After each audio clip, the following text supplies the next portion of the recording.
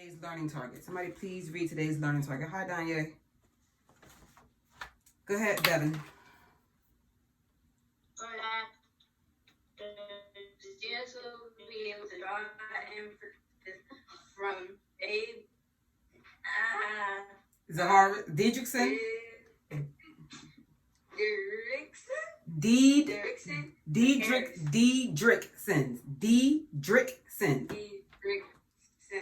Zaharis. Good job. By coding accurately. Thank you. Dorian, can you tell me what we're doing today based on what's in red?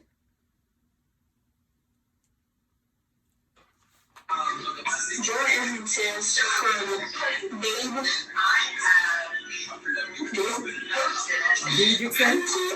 Didrikson. That's okay. Thank you. So we're drawing inferences from Babe Didrikson Zaharis by quoting accurately. So before we get into our lesson, I just have to make a quick announcement. It's been made on Dojo, but I am making it to you all. You don't have any classes after 12, so you already know that. But here's the thing. Your afternoon classes that come after 12 are about to be cut. That's including my class. So you have two options. The first option, attend my 8:30 class with Clark. So that means that you come to the 8:30 class. The link is already on your calendar. The second option is for you to do the lesson, but it will be asynchronous. And you can do it along with my video. So that means that the video probably won't be posted until probably after 12, after my last class tomorrow. So that's up to you. Now, it is up to you, but it might not be up to you because some of your parents may have already made that decision for you that you'll be at the 8:30 class. So just giving you a heads up. Don't be in your feelings if they say, no, you're going to the 8:30 class. Please come ready because I know you all are not used to getting up so early in the morning. 8:30, bright and cheery-eyed. If you do make it to my 8:30 class, I'm just giving you a heads up. We always start off with either a video or Kahoot game. Yesterday was a Kahoot. Today was a Kahoot game, so 9 times out of 10 tomorrow, it will be a video. No. I think what I'm going to do is I'm going to make it a Kahoot game tomorrow, and then Thursday will be their video day. So just giving you a heads up what to expect. So you will have like a little wiggle room where if you don't make it by 8:30, at least make it the latest 8:45. But again, that's the two options: 8:30 class, or you're doing the work independently, but you can watch my video from the previous class to kind of follow along with it. All right, today we're drawing inferences and we're focusing on quoting accurately. So that means that today we're going to be focusing on textual evidence. So finding textual evidence to help us answer a question so that when we go and answer the question, we already have our answer, which should be in our own words. Then we should be able to put the textual evidence there and explain it, or explain our answer and then support it with textual evidence. Now, today is going to be a little different because I'm actually going to have you model finding the evidence. I'm not going to do it. I'm going to have somebody volunteer to show me what evidence they've picked out. If you don't volunteer, I'll call on you. Before we get started with that, I want to see who actually did the reading last night. Why did Babe stand out? So you have 3 minutes to tell me what made Babe stand out. 3 minutes is on the clock now.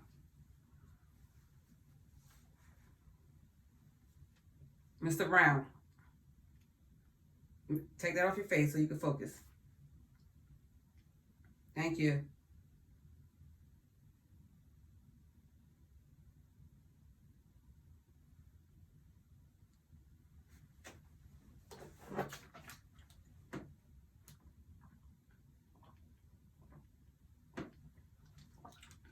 Thank you, Zora, Lauren, Dario, Danye, who got on the board immediately. Arden, thank you.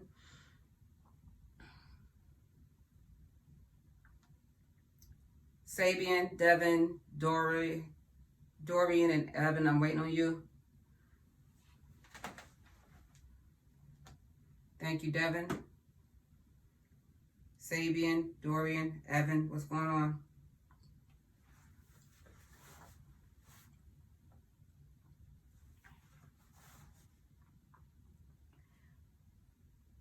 Dorian, Evan, what's going on?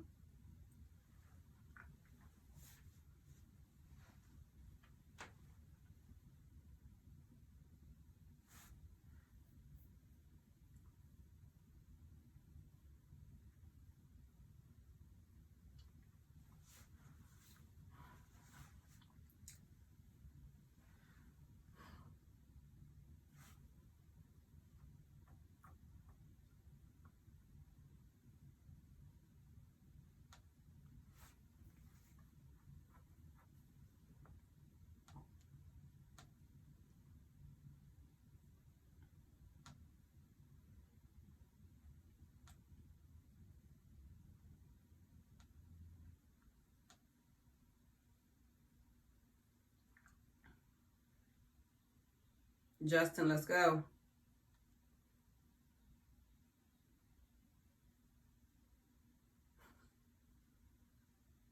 Dorian, I already saw it.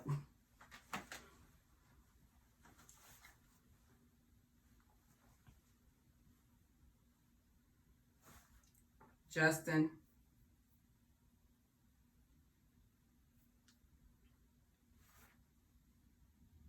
All right, so what I have so far, she was a tomboy, really loved to play sports instead of playing dolls with the girls.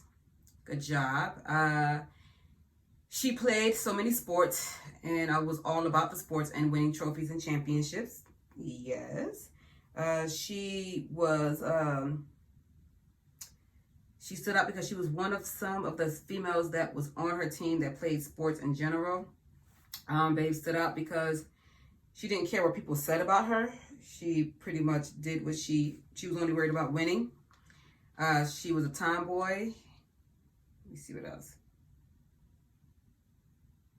She was playing sports when women were not playing sports like that. Super athlete, very strong and confident. Good job. Yes, this is going to be an amazing class just because. Okay, I'm moving on. So here's some other things that, just to reiterate what you said.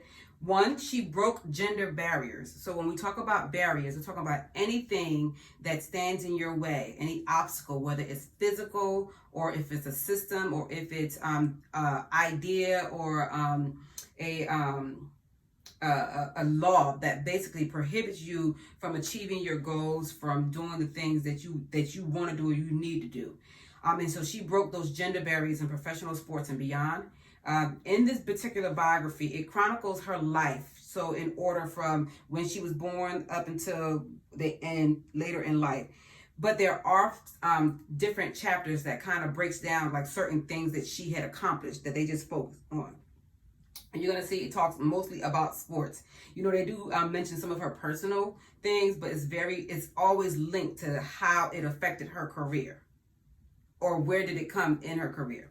So our first question that that you are modeling, because I'm not modeling, you are modeling, is that we're about to read a particular passage, and the question that we are answering is, how did Babe battle for the right to be herself? And why did she have to? So one, we have to be able to answer, how did she battle for the right to be herself? And why did she have to have this battle?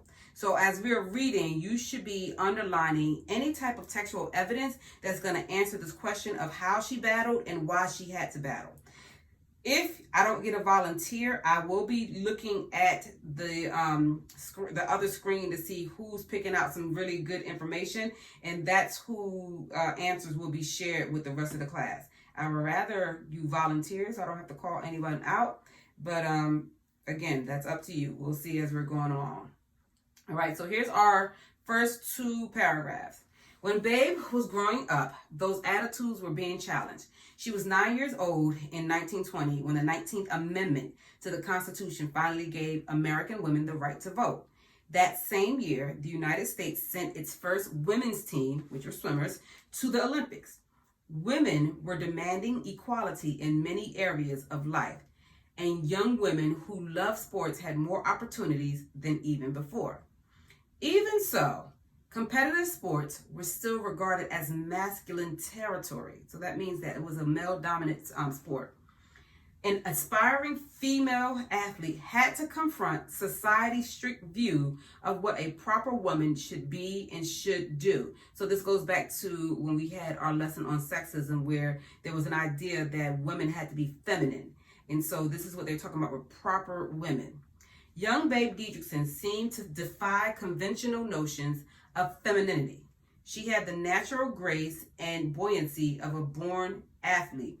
At the same time, a battle for the right to be herself and her example helped break down barriers, not just for women athletes, but for everyone. Babe was a very brave girl, or she could never have become the person she was, said her friend and former teacher, Ruth Skurlock. So I'm going to give you time to go ahead and underline. I already see Dario has started. Lauren, you might be the one that gets called on. Just giving you a heads up.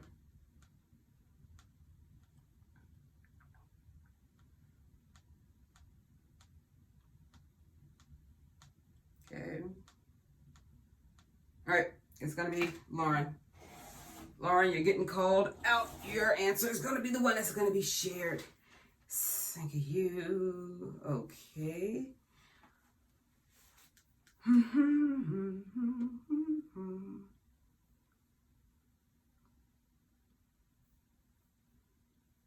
And let's see. So what I will be sharing with you is what you're going to underline. All right. So what Lauren has here is, and this is what my screen looks like when you guys are working on. So just so you know. So once she starts here, women were demanding equality in many areas of life. Okay. Lauren, what does that answer? Is that answer the how she fought or the why she fought? Why she fought. Good job. Yep, it answers why she fought. Let's look at the next one.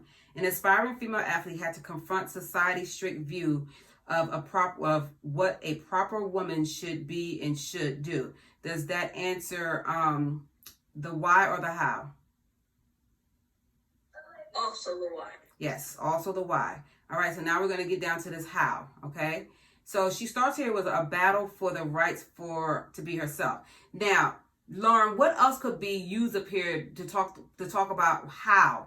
Because we know that there was a battle, and we see that right here. That's what you underline. We know that.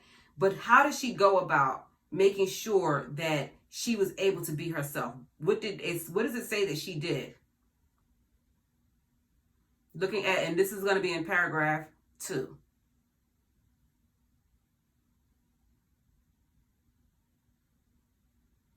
While you're looking, Lauren, I'm going to see if somebody else picked it out.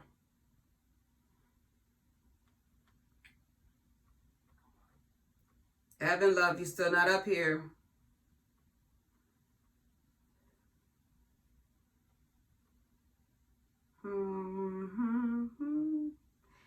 Sabian, I'm coming to you, sir. Good sir, Sabian. All right, Sabian. Right here, Sabian has here, young babe Didrikson seemed to defy conventional notions of femininity. And then what did she do? How did she go about defining it? So one, she did fight for it. She did battle for it because she defied conventional notions of femininity. How did she go about doing that? So somebody read next. What did she do? Looking at what we have here. How does she go about defying the conventional notions of femininity?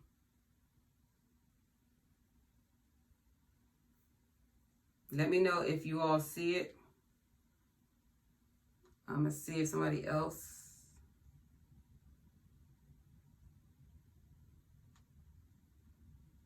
Here we go. Who is that? Danye has it. So right here, she had the natural grace and buoyancy of a born athlete. So that's how she was able to that. So she defied the notion of this is what a female is supposed to be doing by being a what? What did she become?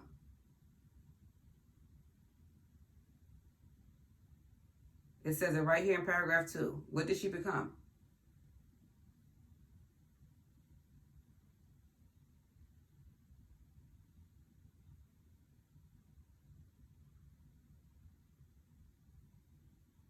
This whole book is about her being a what?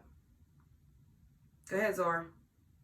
The whole book is about her being an athlete. Yeah, she became an athlete.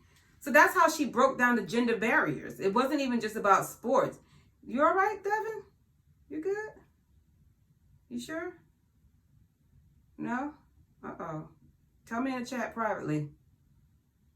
Okay, so basically, she went and defied the law, the notion that this is what females are supposed to be like by becoming an athlete, because this was basically definitely against what they felt females should be like. So you should have underlined,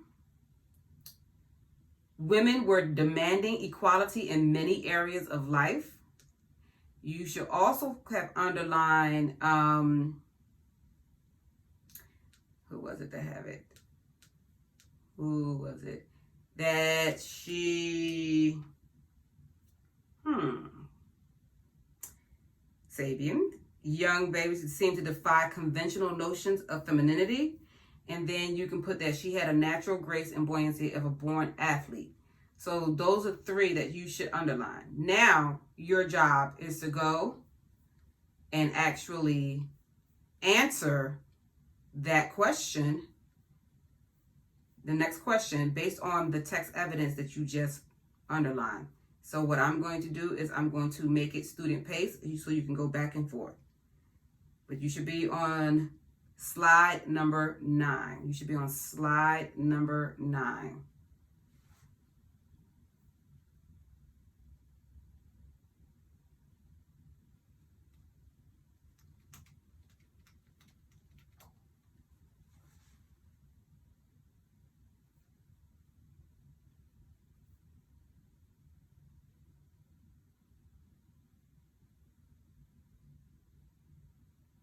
I'm not even messing with Devin today.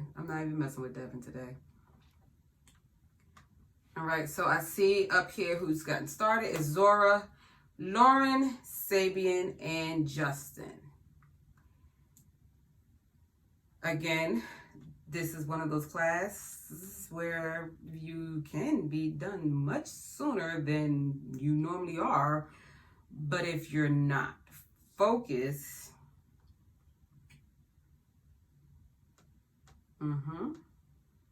Dorian, Evan, Danye, let's go. You have 5 minutes. I'm going to be giving you feedback on your answers, so please be looking for the feedback.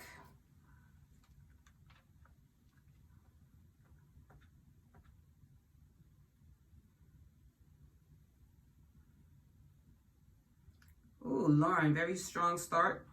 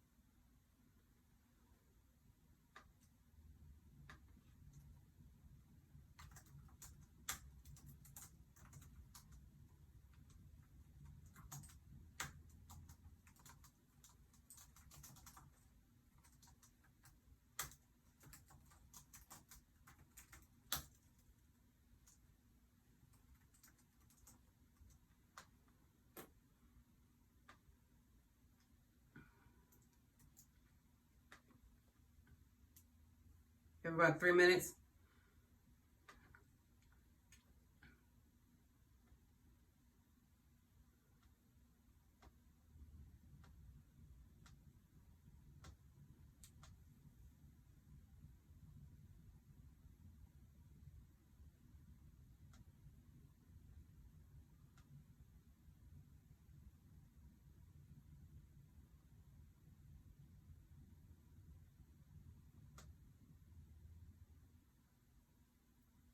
Dorian.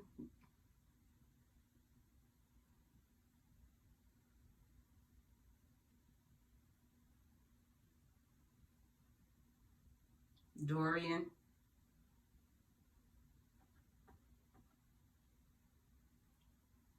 Dorian.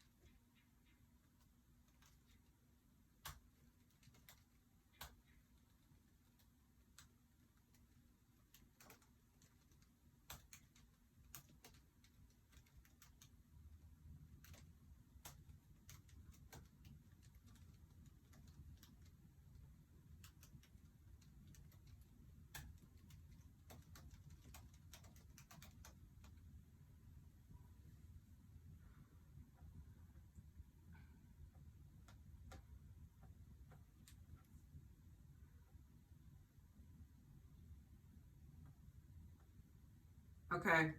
We're going to go on to the next question. And the next question is talking about her actually being in the Olympics. So it says, why was women's participation in the Olympics a controversial? So look at my screen, because I know your screen is different. Why was women's participation in the Olympics a controversial issue? Draw an inference and choose strong evidence to support your idea. So here's the text for that one. She rose to fame in an era when women athletes had few chances for competition and were looked upon by many people as freaks or aberrations.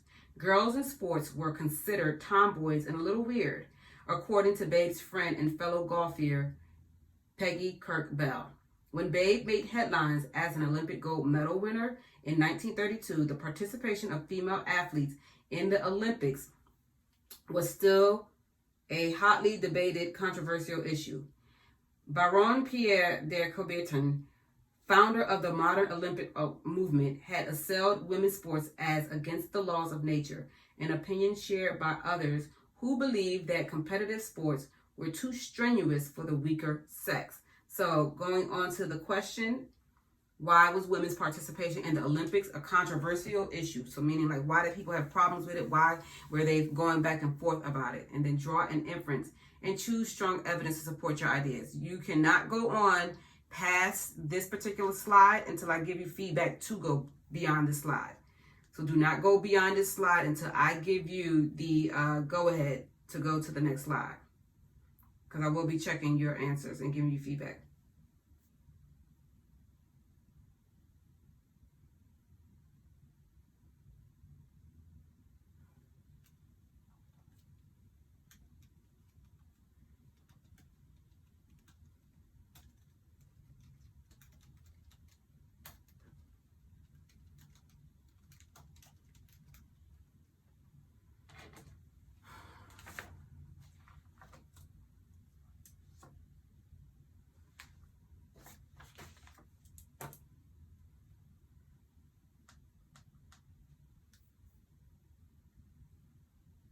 Evan, are you here? Are you in my monitor, Evan?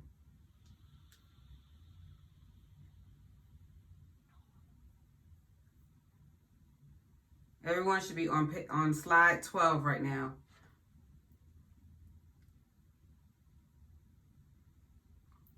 The reason why you should not be on slide 12 is if you are at slide 11, gathering evidence or going back through it, rereading it or skimming it.